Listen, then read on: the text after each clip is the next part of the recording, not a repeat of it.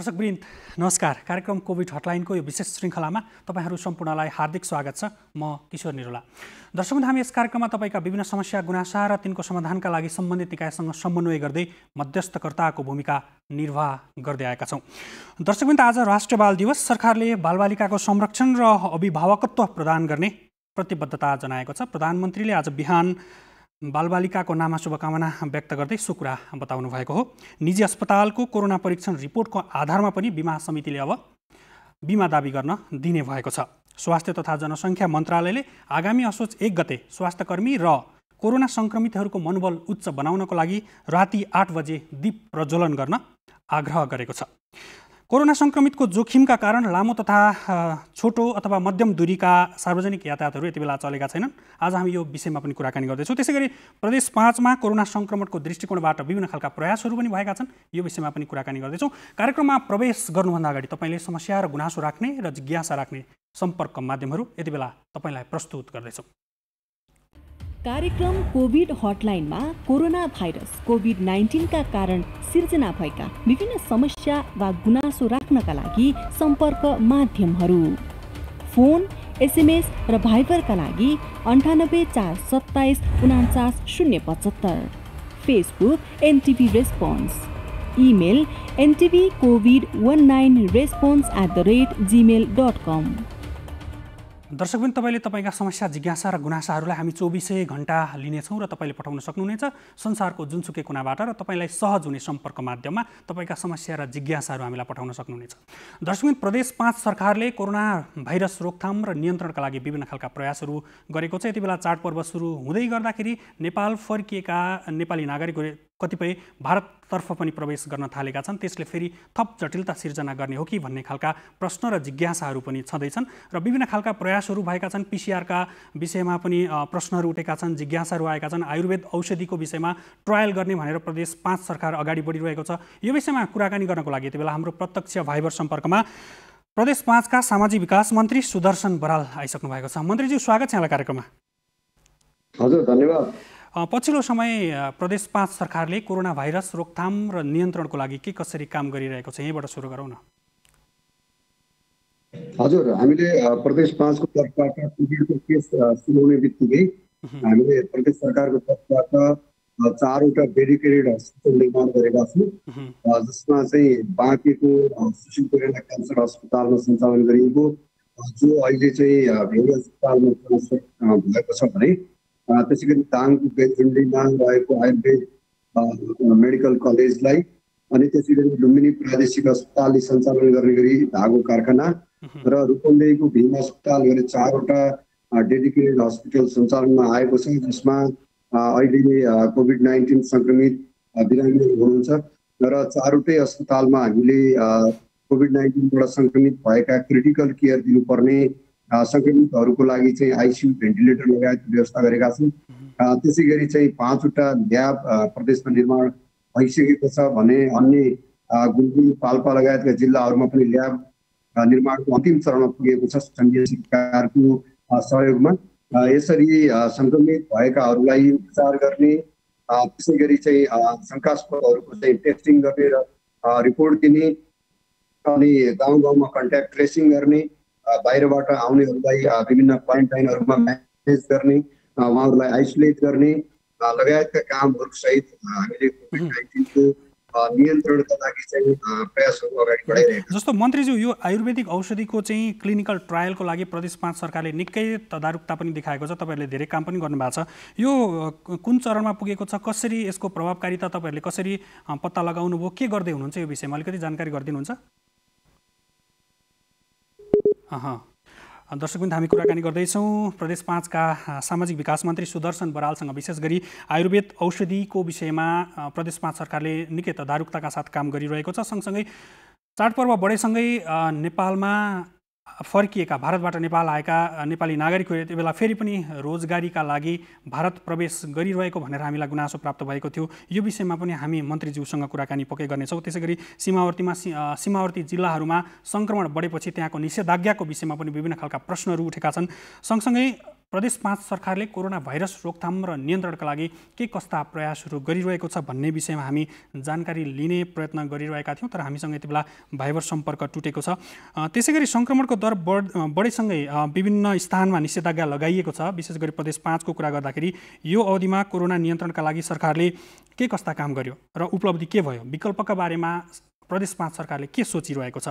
लामो समयको लकडाउन अनि निषेधाज्ञाका कारण बन्द भएका कार्यालयहरू खुल्दाखेरि भिडभाड हुन सक्ने जोखिमलाई प्रदेश सरकारले अथवा स्थानीय सरकारले कसरी हेरेको छ, यो विषयमा उहाँहरू कसरी अगाडि बढ्नु भएको छ।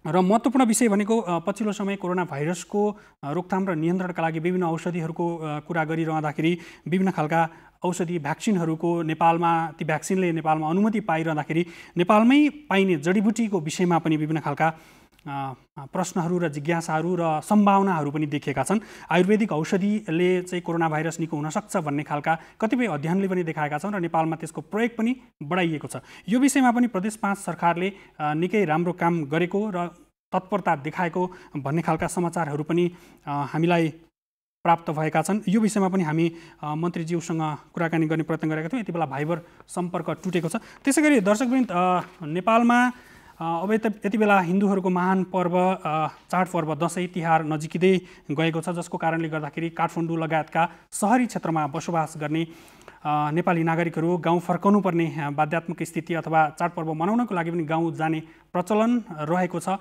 जसका लागि लामो तथा मध्यम दूरीका यातायातको साधन चल्नुपर्ने हुन्छ। तर कोरोना भाइरसको कारणले गर्दाखेरि यति बेला लामो तथा मध्यम दूरीका यातायातहरू सञ्चालनमा छैनन्। यो विषय अब कसरी अगाडि बढ्छ, टिकटका विषयहरू पनि त्यसमा जोडिन आउँछन्। टिकट काट्दाखेरि पनि त्यहाँ भिडभाड हुन्छ।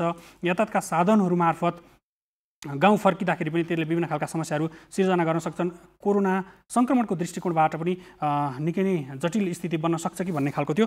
यति बेला फेरि पनि म प्रदेश 5 तर्फ यहाँहरूलाई जोड्न चाहन्छु। प्रदेश 5बाट त्यहाँका सामाजिक विकास मन्त्री सुदर्शन बराल फेरि पनि हामीसँग जोडिसक्नु भएको छ। मन्त्रीज्यू, पुनः स्वागत छ यहाँलाई।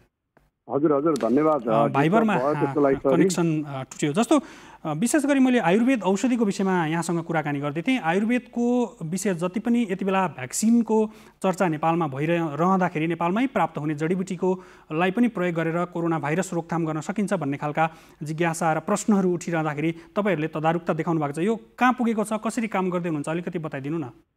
यसभन्दा अगाडि हामीले कोभिड-19मा हाम्रो देशमा रहेका परम्परागत जडीबुटी औषधिहरू जुन छन् त्यसले राम्रो काम गर्न सक्छ भन्ने हाम्रो छलफल भयो र त्यो अनुसार यसभन्दा अगाडि नै हामीले प्रदेशका 12वटै जिल्लामा रहेका हाम्रा आयुर्वेद केन्द्रहरू, त्यहाँ रहेका चिकित्सकहरू, स्वास्थ्य कर्मीहरू र हाम्रो आयुर्वेदिक चिकित्सालय, प्रादेशिक अस्पताल र स्थानीय तहमा रहेका चाहिँ आयुर्वेद सँग सम्बन्धित जुन संस्थाहरू छन् त्यो सबैलाई मोबिलाइज गऱ्यौँ र हामीसँग भएका परम्परागत जडीबुटीहरू, हामीले तयार गरेका औषधिहरू पनि हामीले ती एसिम्प्टोमेटिक सङ्क्रमितहरूलाई व्यापक मात्रामा प्रयोग गऱ्यौँ र त्यसले धेरै ठुलो हदसम्म चाहिँ पोजिटिभ रिजल्ट आएको छ। जसले त्यो प्रयोग गर्नुभयो त्यसले चाहिँ प्रतिरोधात्मक क्षमता बढेको, पाचन प्रक्रियाहरू बढेको अथवा अरू सबै हिसाबले मद्दत गरेको भनेर हामीलाई फिडब्याक आएको थियो। र अहिले जो तपाईँले भन्दै गरेको कुरा चाहिँ हामीले त्यो राष्ट्रिय स्वास्थ्य अनुसन्धान परिषद NHRCसँगको सहकार्यमा यसको क्लिनिकल ट्रायल नै गर्दैछौँ।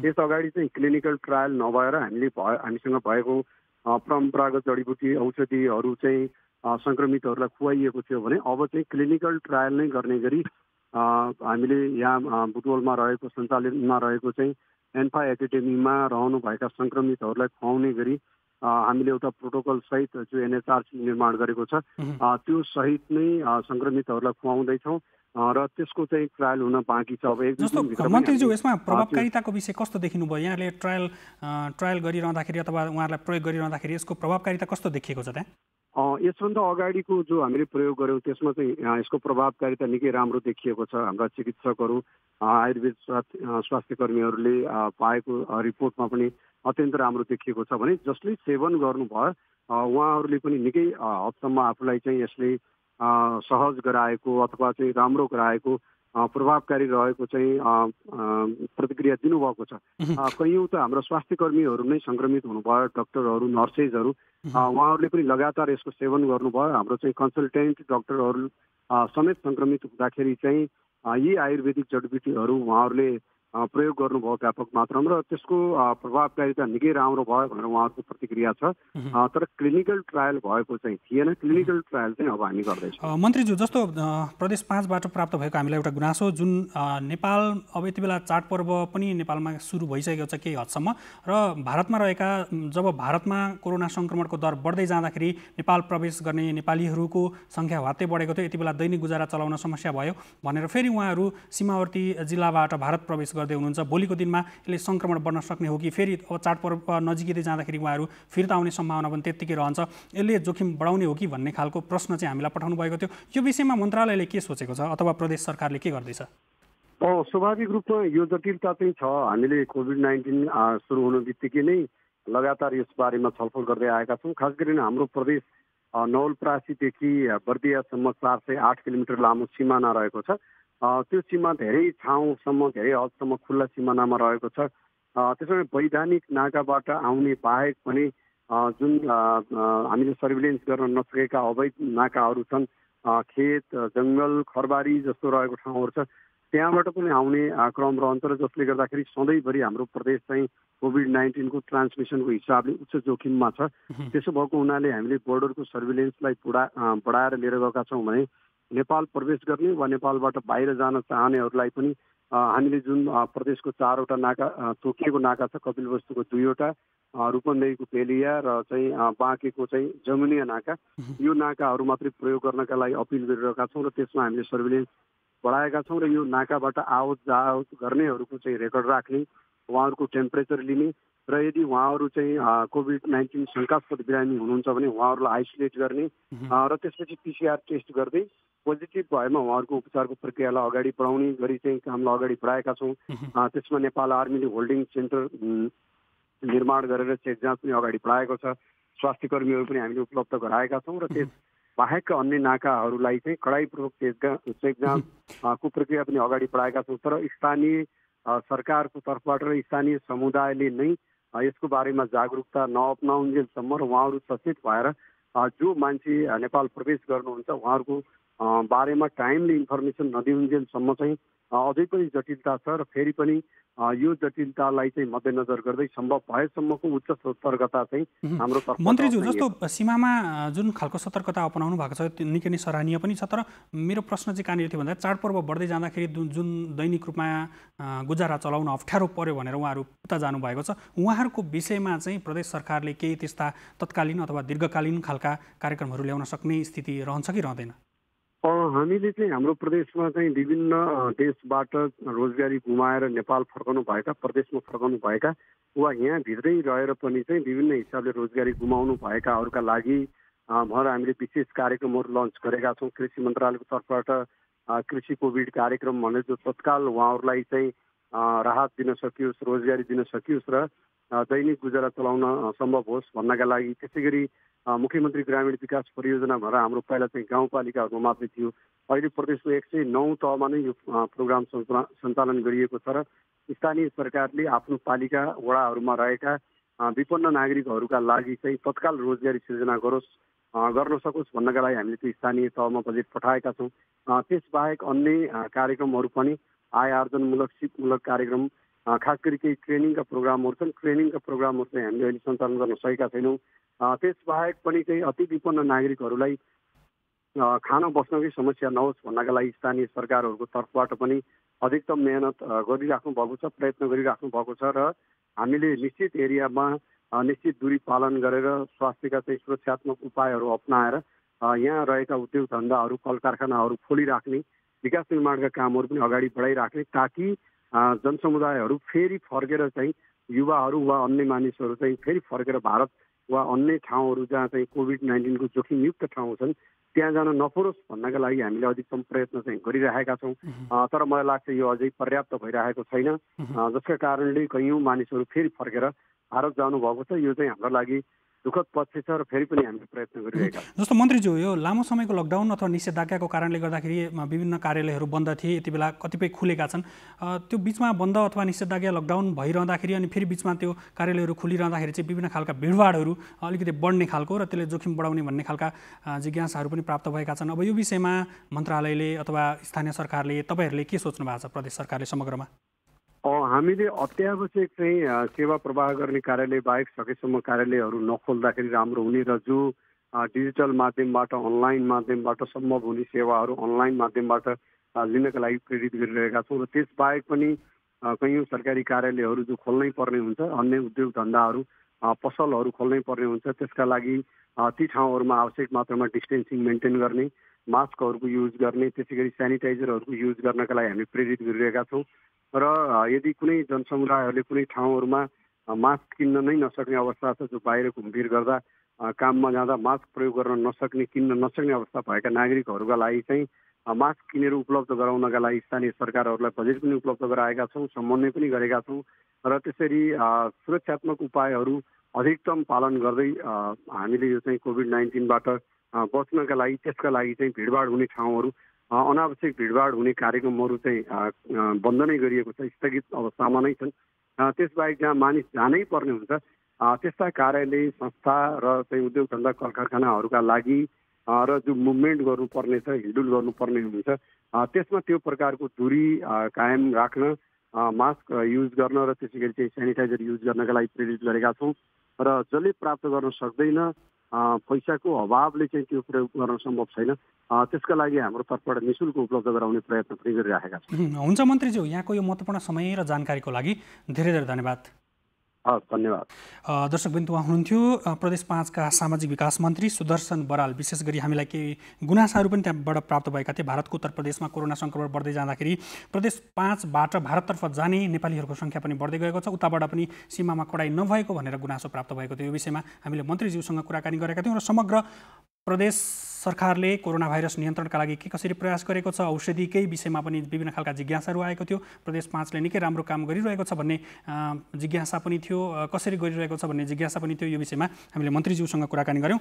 दर्शकवृन्द, अर्को विषय जुन सार्वजनिक यातायातको विषय छ, दसैँसँग सम्बन्धित विषय छ, त्यो विषयमा प्रवेश गर्नुभन्दा अगाडि अहिले एउटा सामाजिक सन्देश तपाईँहरूलाई प्रस्तुत गर्दैछौँ। कोभिड-19 महामारीको समयमा मानसिक रूपमा स्वस्थ रहनका लागि ध्यान दिनुपर्ने कुराहरू: सकारात्मक सोचको विकास गर्ने, आफ्ना लागि समय निकाल्ने र धेरै तनावमा नरहने, सृजनात्मक क्रियाकलापमा सहभागी हुने, नियमित व्यायाम र आराम गर्ने, मनका कुरा साथीभाइ वा आफन्तलाई भन्ने, रोग प्रतिरोधात्मक क्षमता बढाउन स्वस्थ खानपिन गर्ने, घरायसी काममा सहयोग गर्ने बानी विकास गर्ने, अनावश्यक हल्लाको पछि नलाग्ने। मानसिक रूपमा स्वस्थ बनाऊ, कोरोना भाइरसलाई परास्त गरौँ।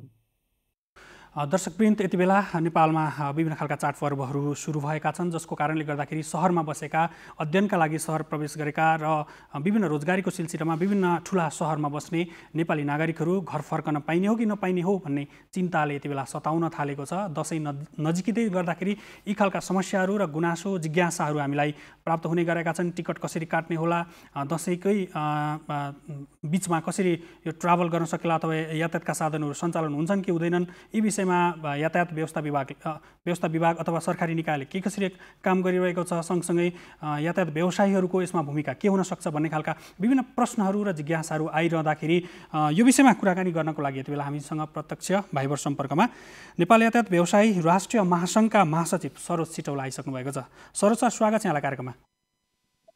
नमस्कार, धन्यवाद हजुर। विशेष गरी असोज 1 गतेबाट तपाईँहरूले सार्वजनिक यातायात सञ्चालन गर्छौँ, होइन भने हामीलाई त अप्ठ्यारो पर्यो भनेर सरकारसँग आग्रह गर्नुभएको रहेछ। सम्भव छ त अब असोज 1 गतेबाट सञ्चालन गर्नको लागि? यहीँबाट सुरु गरौँ न।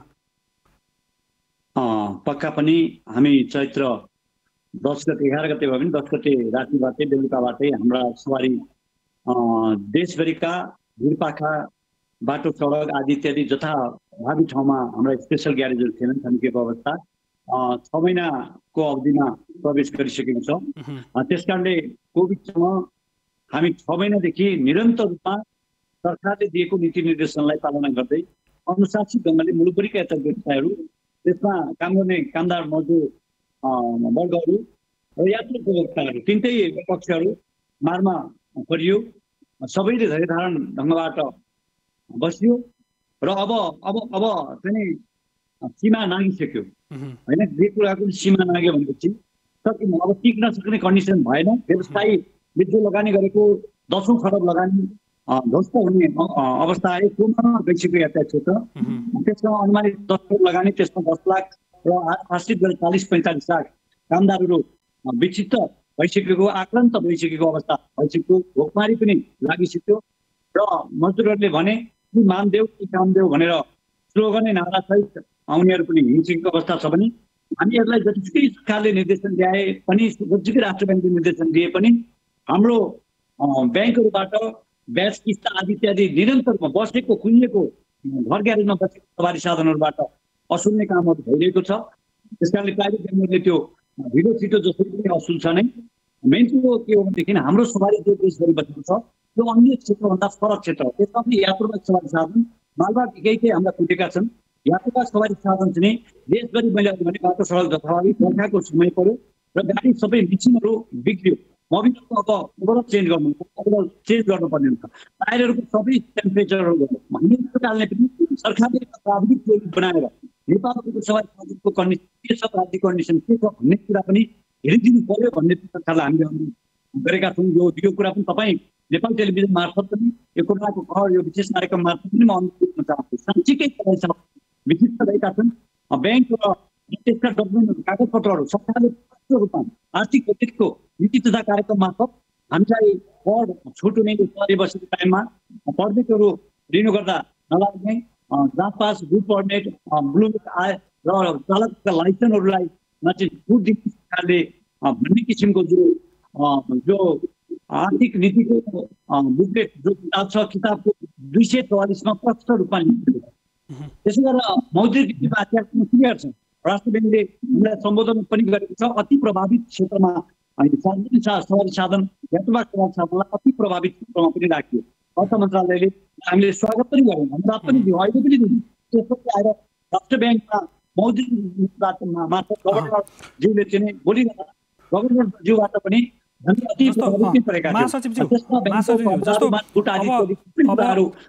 पुनर्कर्जादेखि लिएर थुप्रै जो अति प्रभावित क्षेत्रमा पर्ने कुराहरूलाई दिएको थियो तर कार्यविधिमा गएर ट्विस्ट गरेको छ, त्यहाँखेरि लिङ्गरिङ गरेको छ। फेरि पनि हामीले पछिल्लो अवस्थामा माननीय अर्थमन्त्री के अरे अर्थ सचिव सीसी ढुङ्गानाज्यू मार्फत नेपाली टेलिभिजन राष्ट्रिय महासङ्घ मजदुर टेलिभिजनले संयुक्त रूपमा फेरि पनि कोभिडको बिमा, मजदुरहरूको बिमा लगायतका विषयहरूमा हामीले लिखित मौखिक दियौँ। त्यसपछि पूर्व अर्थमन्त्रीज्यूसँग अर्थ सचिव श्री ढुङ्गानाज्यूले कुराकानी गरेर गभर्नरज्यूसँग कुराकानी गरेर सबैसँग कुरा गरेर चाहिँ एउटा सच्याउने वातावरणको प्रयास हुन्छ। तपाईँहरू अति प्रभावित नै हो। महासचिवज्यू, जस्तो अब लामो समयदेखि तपाईँहरू बस्नु भएको छ, त्यो अब सञ्चालन हुनुपर्छ भन्ने सबैको धारणा पनि हो। तर यो बिचमा अब सञ्चालन गर्नुपर्छ भनिरहँदाखेरि तपाईँहरूको तयारीको विषयमाथि पनि त प्रश्न त उठ्छ नि, होइन र? तपाईँहरूको तयारी चाहिँ कस्तो छ त? अब असोज 1 गतेबाट सञ्चालन कोरोना भाइरस नियन्त्रणको लागि अथवा त्यो सङ्क्रमण नहुनको लागि पनि तपाईँहरूको तयारी त पक्कै गर्नुभयो होला। के कस्तो तयारी छ त? अलिकति डिस्टर्ब आइरहेको छ यो प्राविधिक तपाईँको भाइबरमा। मेरो आवाज सुन्नु भएको छ? मेरो आवाज सुनेको छ तर त्यो तपाईले आफ्नो उत्तर राख्नुभयो हुन्छ। जस्तो मैले भनिरहेको थिएँ, यातायातका साधनहरू सञ्चालन गर्नुपर्छ। लामो समयदेखि तपाईँहरू बस्नु भएको छ, 6 महिना करिब भइसक्यो, ब्याङ्कको लोन छ। अब यातायात मजदुरहरूकै पनि प्रश्नहरू, विभिन्न खालका जिज्ञासाहरू आउन थालेका छन्, त्यसले समस्या सिर्जना गरेको छ। तर तपाईँहरू अब 1 गतेबाट सञ्चालनमा जाँदै गर्दाखेरि कोरोना भाइरस सङ्क्रमणको दृष्टिकोणबाट तपाईँहरू समग्र यातायात क्षेत्रलाई कसरी सुरक्षित अथवा त्यो एस्योर गर्न सक्नुहुन्छ र तपाईँहरू जानुहुन्छ? पक्का पनि अत्यन्त महत्त्वपूर्ण कुरा यहाँले जिज्ञासा उठाउनु भएको छ। र अब यसको तपाईँले भने जस्तो अब यो कहिलेसम्म बस्ने, कतिसम्म बस्ने भन्ने पनि यसको चाहिँ अवधि मिति केही पनि भएन। म तपाईँलाई कुरा गरेँ कि कोरोनाको मिति यो डेटमा चाहिँ क्लियर हुन्छ भन्ने परिस्थिति भए हामी अझै धैर्यता गर्ने कन्डिसन हुने थियो होला। यो एउटा चाहिँ कोभिडसँग लडेको देश हो, त्यस कारणले गर्दा विश्व लडिरहेको छ। अब रह्यो हामी चाहिँ 1 गतेको लागि जुन चाहिँ यातायात विभाग हुँदै मन्त्रालय हुँदै उच्च सिसिएम हुँदै सामान्य प्रधानमन्त्रीसम्म पटक पटक हामीले चाहिँ लिखित मौखिक सवारीको सञ्चालन विधि प्रक्रिया आदि इत्यादि र यसमा परेको मार, व्यवसायमा परेको मार, मजदुरमा परेको मार, यात्रु उपभोक्तामा परेको मार बारेमा सबै जानकार गरेका छौँ। र पछिल्लो अवस्थामा अस्तिको 3 दिन पहिला मात्रै विभाग हुँदै माननीय मन्त्री वसन्त नेमाङ सिएम सबैलाई लिखित मौखिक हामीले फेरि पनि दिइसकेको अवस्था छ। तपाईँहरूको संचार क्षेत्रबाट पनि दिइसकेको छ र तपाईँले ठ्याक्कै भने जस्तो गाडी सवारीहरू तपाईँहरू तयारी हुनुहुन्छ भन्ने कुराको जिज्ञासा जो सबैलाई गराउने यहाँले प्रयास गर्नुभएको छ। पक्का पनि अब सबै एकैचोटि सबै वात्तै सवारी निस्किने अहिले भर्खरै निकालिहाल्ने कन्डिसन त अब सबै यात्रु पनि के भन्छ भने नेपालबाट सबै यात्रुहरू एकैचोटि निक्लिने कन्डिसन पनि छैन, आउने कन्डिसन पनि छैन। यसलाई क्रमशः रूपमा जसरी अहिले उपत्यकामा चाहिँ के भन्छ जोर बिजोर प्रणालीबाट सुरु गरेको छ, यो स्वागतयोग्य काम छ। यसै गरी जानुपर्छ। यस्ता खालका वातावरण बनाइदिनु पर्यो भनेरै सरकारलाई हामीले लिखित मौखिक र जोर बिजोर अथवा नेपाल सरकारले दिएको सबै प्रोटोकलहरूलाई पालना गरेर बिल्कुल मात्रामा पालना गरेर यो पालना गर्ने वातावरण नेपाल सरकारले चाहिँ के भन्छ पूर्वाधारहरू बनाइदिनु पर्छ भनेर पनि हामीले भनेका छौँ।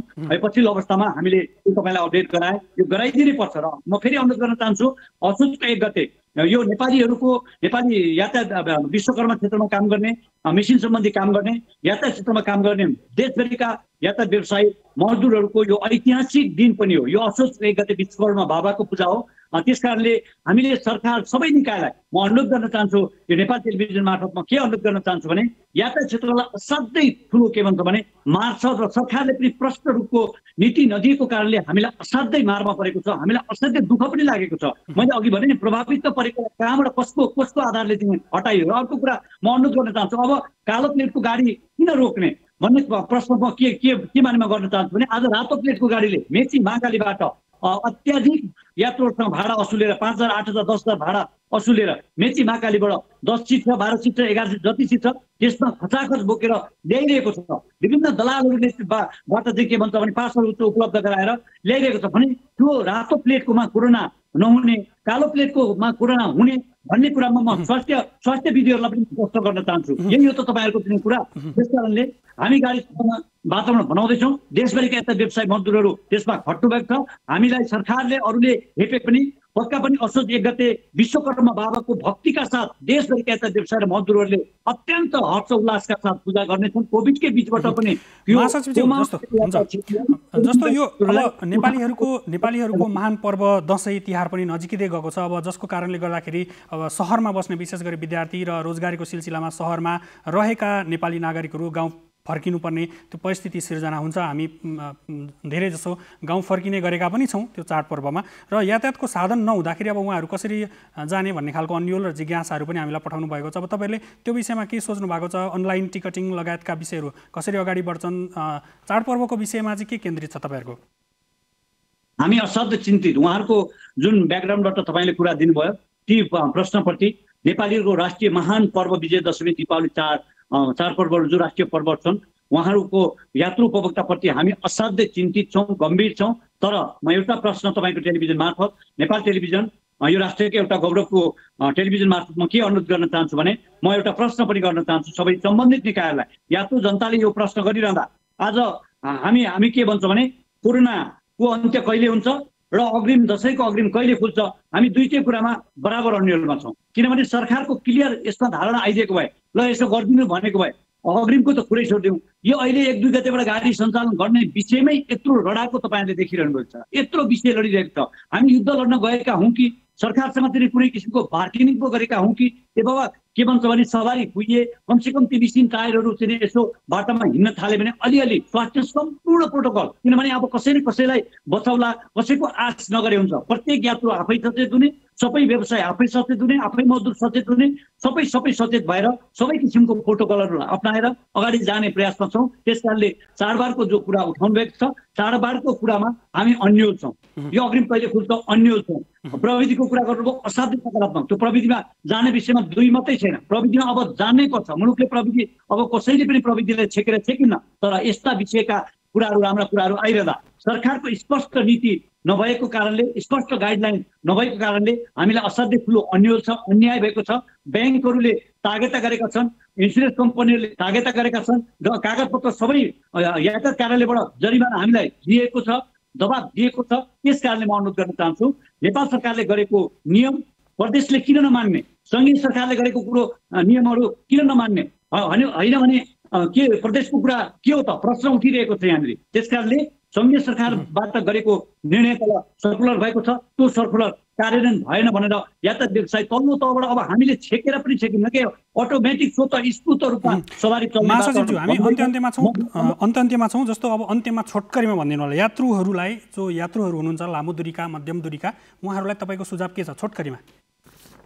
तपाईँहरू असाध्यै मार्गमा पर्नुभएको सम्पूर्ण यात्रु महानुभावहरू, चाडबाड त समय आए तर यो अहिले नै पहिलो चरणमा गाडी सञ्चालन गर्ने विषयमा हामी ठुलो स्ट्रगल गरिरहेका छौँ। तपाईँहरू सम्पूर्ण सञ्चारकर्मी साथीहरू, नागरिक समाजहरू, यो मुलुकका ठुला राजनीतिक दलहरू, यो देश सङ्कट परिवर्तन सबै भक्कै लान अगाडि बढ्नुभएका राजनीतिक दलका आदरणीय नेताहरू, शीर्षस्थ नेताहरूलाई पनि हामीले भेटेर निवेदन गऱ्यौँ, लिखित मौखिक गऱ्यौँ। सबै नागरिक समाज जनता एज ए होलले यो मुलुकको अर्थतन्त्र पेसा व्यवसाय अस्तव्यस्त भएको छ, यसलाई उठाउनको लागि नेपालको सवारी साधन भनेको शरीरको रक्त सञ्चार हो। मुलुकको अर्थतन्त्र चलायमान गर्नको लागि, मानिसको आवत जावत गराउनको लागि, चाडपर्वदेखि आफन्त भेटघाट गर्ने भनेकै तल्लो तहमा रहने सवारी साधन हो, यातायात हो। यो यातायातलाई माथि उठाउन र सञ्चालन गर्नको लागि सम्पूर्णले सबै सहयोग गर्नको लागि अनुरोध गर्दै अन्तमा यो नेपाल टेलिभिजन मार्फत मैले फेरि पनि भने असोज 1 गते नेपाली विश्वकर्मा यातायात क्षेत्रको